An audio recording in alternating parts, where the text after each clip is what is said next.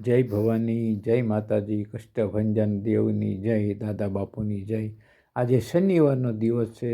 મારે અષ્ટસિદ્ધિની બહુ ટૂંકમાં વાત કરવી છે કે 8 સિદ્ધિ જે છે તે કઈ કઈ છે એના નામ સાથે કહીશ. અને એ આશીર્વાદ માં ભવાની, માં સીતા માતાએ, માં જગદંબાએ હનુમાનજીને આપેલા અષ્ટસિદ્ધિ નવનિધિ કે દાતા. દાતા એટલા માટે શબ્દ વાપર્યો કે તમે આપી શકશો. એટલે હનુમાનના જે કોઈ ભક્ત છે, હનુમાન ચાલીસા જે કોઈ ડ્યુટીમાંથી કરે છે એને હનુમાનજી મહારાજ જો પ્રસન્ન થાય તો 8 સિદ્ધિ આપી શકે છે, અથવા અમુક આપી શકે છે, અમુક અંશ સુધી આપી શકે છે. પણ કંઈ ને કંઈ કૃપા હનુમાનજી કરે ને કરે જ છે. એટલે દર શનિવારે ખરેખર હનુમાન ચાલીસાના પાઠ કરવા. હું તો કહું છું રોજ કરો, શનિવારે 11 વાર કરો. કારણ કે હનુમાન ચાલીસા તમને મોટા દુઃખમાંથી ઉગારે ને ઉગારે જ. હવે સાંભળો વિગતવાર અષ્ટસિદ્ધિની માહિતી. પહેલી સિદ્ધિ છે અણિમા. અણિમા એટલે નાનામાં નાનું રૂપ ધરી શકાય છે. ઇવન કણ જેટલું, નાનકડા કણ જેટલું પણ તમે તમારા શરીરનું રૂપ ધરી શકો છો. આ શક્તિ હનુમાનજી મહારાજમાં હતી. લંકામાં ગયા ત્યારે મચ્છર રૂપ ધારણ કરીને ગયા હતા. આમાં પહેલી સિદ્ધિ આ. બીજી સિદ્ધિ છે મહિમા. એનાથી ઉલટું, આમાં તમે મોટામાં મોટું રૂપ ધરી શકો છો, પર્વત આકાર પણ થઈ શકો છો. જે હનુમાનજી મહારાજે દરિયો પાર કરતી વખતે આ ચમત્કાર રાક્ષસણીને બતાવેલો. હવે ત્રીજી સિદ્ધિ છે ગરિમા. આની અંદર તમારો શરીરનું વજન તમે ખૂબ જ વધારી શકો છો. એ શક્તિ આવે છે.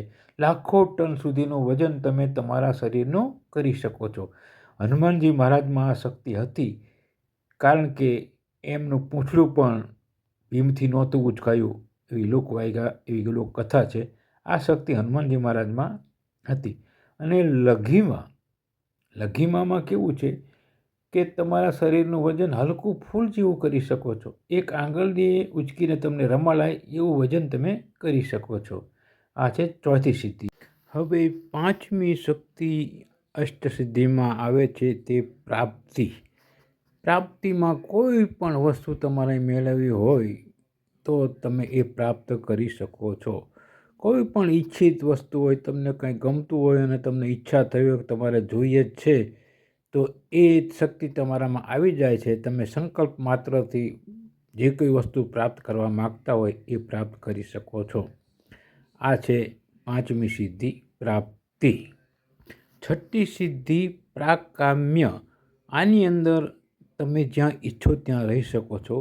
તમને એમ થાય કે મારે આકાશમાં ઉડવું છે તો સંકલ્પ કરીને ઉડી શકો છો. તમને ઈચ્છા થાય કે મારે પાણીમાં નીચે ઉતરીને રહેવું છે તો એમાં પણ રહી શકો છો.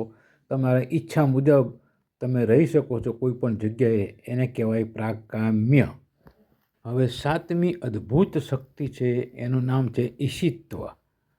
આ સિદ્ધિ તમને સાહેબ કોઈ પણ ભૌતિક તમને દેખાય, પૃથ્વી પર કશું પણ જ્યાં જણાય, જ્યાં પણ તમારે રાજ્ય કરવું હોય, શાસન કરવું હોય કે તમારે મન ફાવે એમ રહેવું હોય તો તમે આનાથી કરી શકો છો.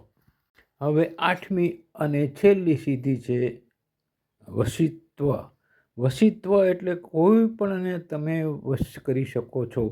તમારા સંકલ્પ માત્રથી એની સામું જોઈને, આંખોમાં જોઈ એ તમારે વશ થઈ જાય છે. તમે જેમ કહો એ પ્રમાણે જ એ કરવા લાગે છે.